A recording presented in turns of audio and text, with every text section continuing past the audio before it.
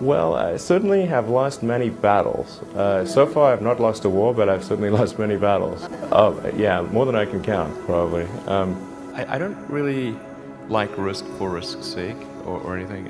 And I do think that a lot of things are very risky with a low chance of success. But if you want to try to come up with an innovative breakthrough, that's going to be how it is.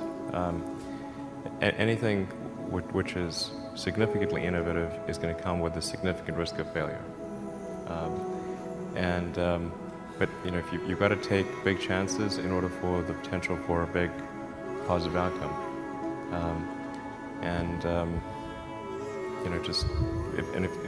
If the outcome is exciting enough, then taking a big risk is worthwhile. It's really how I approach it. But then once executing down a path, I actually do my absolute best to reduce risk. Or to improve another way of saying it, to improve the probability of success. Because when you try to do something that is very very risky, that you have to spend a lot of effort trying to reduce that risk as you embark down that path. I mean, when I started SpaceX, I thought the odds of success were very low. I thought we'd most likely fail, but I thought, well, we should give it a try nonetheless. Certainly there are times when things don't go well, and then that's quite dispiriting for sure. And so then it's difficult to proceed with the same level of enthusiasm. But I do think the things that we're doing are pretty important to the future. And if we don't succeed, then it's not clear what other things would succeed. And if we don't succeed, then we'll be certainly pointed to as a reason why people shouldn't even try for these things. So I think it's important that we do whatever is necessary to keep going. I think successful entrepreneurs probably come in all sizes, shapes, and flavors. I'm not sure there's any one particular thing. For me, some of the things I've described already, I think, are very important. I think really an obsessive nature with respect to the quality of the product is very important. So being obsessive compulsive is a good thing in this context.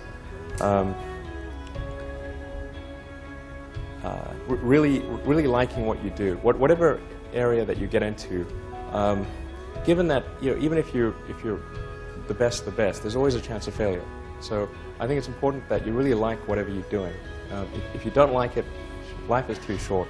I'd say and also if you like what you're doing, you think about it even when you're not working. I mean, it's something that your mind is drawn to, and if you don't like it, you just really can't make it work, I think. Well, I think it's important to have a very to apply critical thinking to. This may sound trite, but to apply critical thinking to what one is doing, and by that I mean just the fundamentals of logic. Do you have the right axioms? Are they relevant? And are you making the right conclusions based on those axioms? That's the essence of critical thinking, and yet it is amazing how often people fail to do that. I think wishful thinking is innate in the human brain.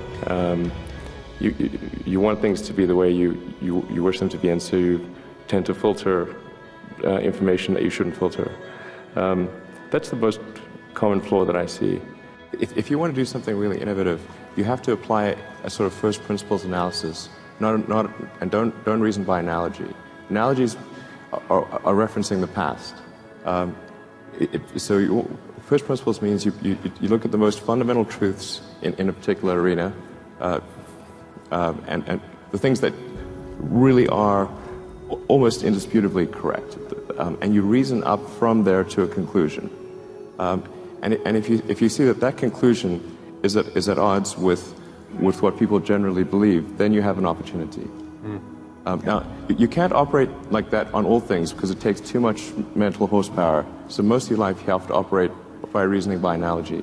But if you really want to innovate, you must reason from first principles to identify the problem. The reason I came out to Stanford was actually to work on energy storage technologies for electric cars. That summer of '95, I was looking at the internet, and it seemed to me like the internet was going to have a big effect on humanity. So I thought, well, I can either work on electric vehicle technology and do my PhD at Stanford and watch the internet get built, or I could put my studies on hold and try to be part of the internet. And at first I tried to get a job at Netscape because that was the only internet company, and they didn't respond to me. So then I was like, okay, if I can't get a job at the only internet company, then I better try starting something. But I talked to my professor and I said, look, I'm going to try starting a company. It's probably not going to succeed, and if it doesn't succeed, can I come back? And he said, sure, no problem. And so I put my studies on hold and started the company. I mean, we had many, at Tesla we came many times close to bankruptcy. In fact, at the end of 2008, we were only a few days from bankruptcy. It was literally 2 days, or 3 days maybe.